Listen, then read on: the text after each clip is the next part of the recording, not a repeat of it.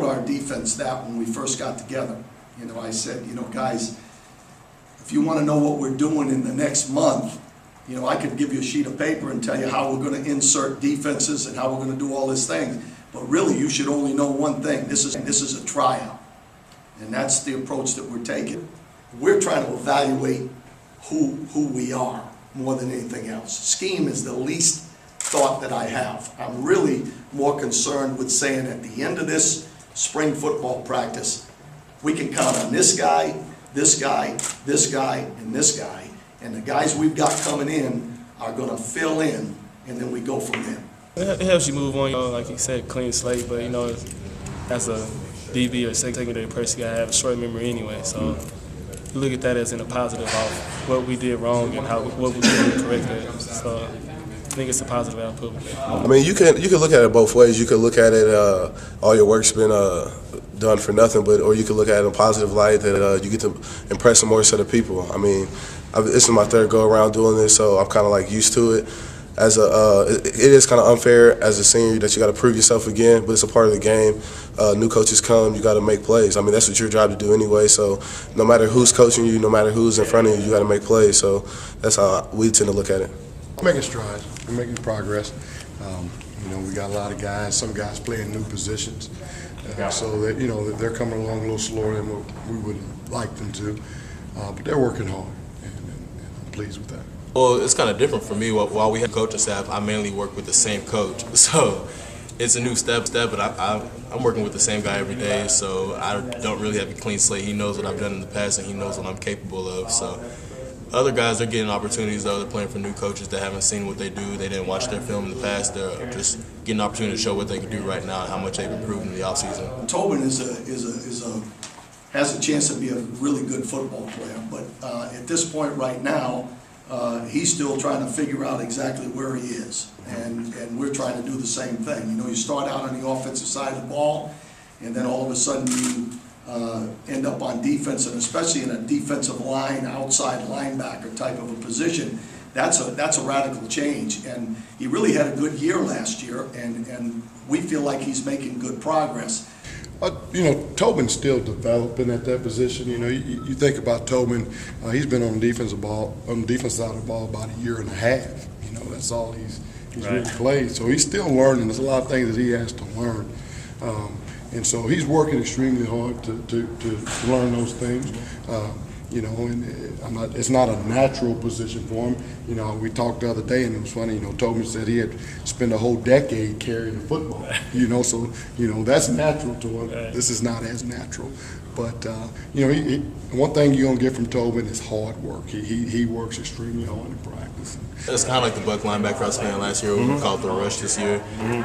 They're giving me the opportunity to make plays and be versatile in what I do, whether it's dropping in the coverage or coming off the edge, or just stepping back and playing linebacker bit. So they're asking a lot of me, but I think I'm capable of handling it. You know, Toben's stronger. His strength is, his number one attribute is probably his strength. You wouldn't realize, you know, he runs fast. He's not a sudden guy, you know, but he's a strong guy. You know, he's got a low center of gravity. He's built really well. So, you know, he's really strong. How's he doing in pass coverage? He's doing okay. He's doing okay. It's been fun for me. It's been different. I had one first pick the other day at practice. It was kind of, no one really expected it because they don't see me drop back much. So we're getting an opportunity to drop back a little more than we were last year, and it's pretty much the same thing. Who'd you get? Dane. There you go. Tell him about it. I mean, he already knew his mistake. I've never seen someone drop like the way I did and where the position I was in. So it was different for him to see too. So right, perfect. Just different schemes. It works depending on what we're doing. The biggest change we had on defense probably is just going a lot more man. We've been doing a lot more man coverage. Coach Wyatt and Coach Campo together, they both want to bring a lot more pressure than we did last year. We sat back in a lot of zone. This year we're getting up in people's faces. Coach Campo, he notices little things. You know, sometimes some coaches don't point out some little things that he knows about, like what kind of receiver or what a receiver is. how he'll come off the ball, how did I help you out on what his route would be, just little things on our technique and what we can do to fix that. Just he points out the little things which makes a big difference. I definitely like it. I mean, coaches out there, we're doing a lot more man than probably going to do in the regular season. Coaches just need to see who can stick, if we can stick. Because if we can't stick, we're going to have to alter our defensive game plan to if we can play man on man or not. So that's probably the biggest thing we've been doing so far.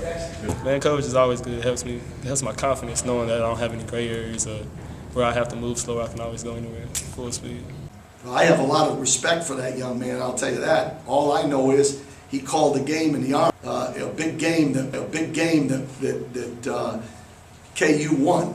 Well, I think the one thing you learn is that you think, here's this guy that's been the head coach of the Dallas Cowboys, had been accomplished all the things he's accomplished, and then the first meeting you get into, he talks about base fundamental football, about tackling, about getting off of blocks, about footwork, about reading your kid, all the Pop Warner stuff.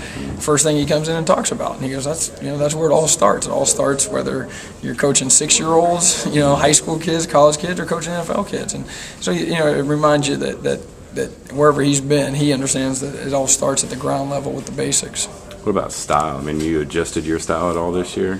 I have, and I always have my eyes open to different guys, and watching how guys react and play, and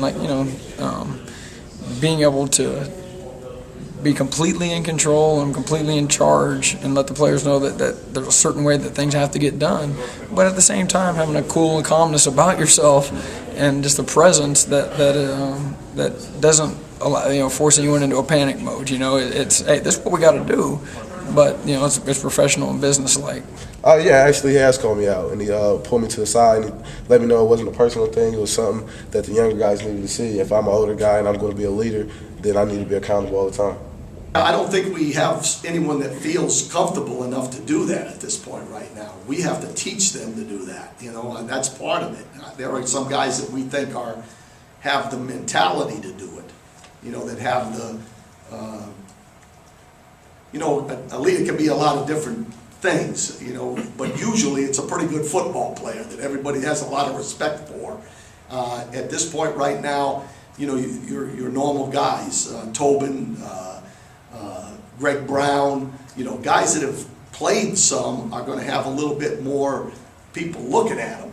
But I don't think anyone feels that they can step up right now because they're fighting for their own lives right now, and that's how we're approaching it. Leadership on defense is always a key. Things are going to happen. You got to have someone to rally the troops out there when you're not out there as a coach, because no matter how good you play, there's going to be adversity on defense, and you need leadership. And that's something that we're talking to our kids about, and we need guys to step up and do it. And to be honest, right now that's an area that we need to keep facilitating that and developing that. And there's a few guys out there that are capable of doing it. They just need a little bit of coaching on how to be a leader, what being a leader means, and I think a few of those guys will grab the reins. Not really sure which ones yet, though. I'll definitely try to be more of a speak up and be more of a leader this year. Last year was my first year playing all defense, so I kind of sat back, just kind of chirped in where I needed. This year I'm a little more vocal, I'm a little more comfortable in my job and my assignment, and I'm also a little more comfortable knowing where other guys are supposed to be at. So that helps me be a little more vocal and line guys up and get guys where they need to be.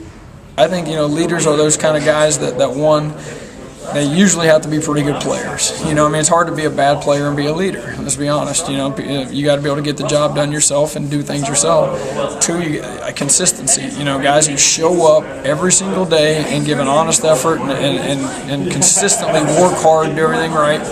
And then I think a lot of times it takes some courage. It takes some courage to call a teammate out. If you see something a teammate's doing that you don't like, to confront that person. There's a little bit of that holding your teammates accountable that's part of leadership. So there's some characteristics in there, and I think some people have them, and some people, they're there, they just need some pushing. Well, I'm not just the biggest vocal person, but I try to lead by example, as we talked about earlier with loafs and stuff like that.